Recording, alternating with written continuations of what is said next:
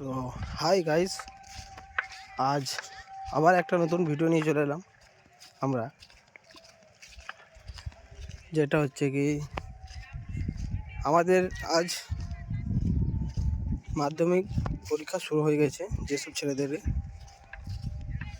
তারা যেরকম পড়াশোনাতে মন লাগায়, আর কিছু আমাদের পাড়ার নিজেদেরই ছেলেরা আছে যারা পরীক্ষা আছে তার সত্ত্বেও তারা যেইভাবে পরীক্ষার জন্য রেডি হয়।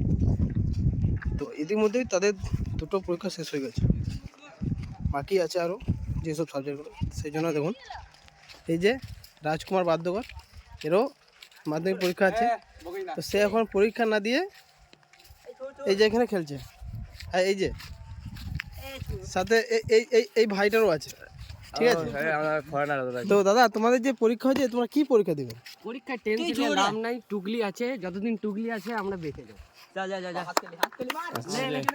আচ্ছা দাদা, আপনি আপনি আপনি বলুন, আপনার যে পরীক্ষা আছে, আপনি পড়াশোনা না করে এই যে মাঠে এইভাবে খেলছেন, তো এইটাতে কি আপনাদের হয়ে যাবে পরীক্ষা?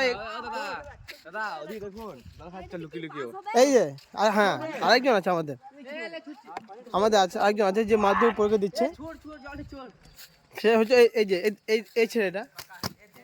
বলছি, আপনি যে ইংরেজি পরীক্ষা দিয়েছেন কাল, ভাইটি, আপনি ইংলিশ পরীক্ষা দিয়েছেন? ইংলিশে কি কি এসছে? কিছু একটা বলে বলে কি কি এসছে? রাইটিং স্কিল এসেছিল। হ্যাঁ, রাইটিং স্কুল। আর বলছি তো গ্রামার কি এসছে? গাল দিছে ছেড়ো। তো তোমাদের যে আরো তো সাবজেক্ট বাকি আছে, তো সেটা কি এইভাবে দিলে হয়ে যাবে? না, আমরা আজকে দিতে খেলবো। কি বললেন একটু শুনুন।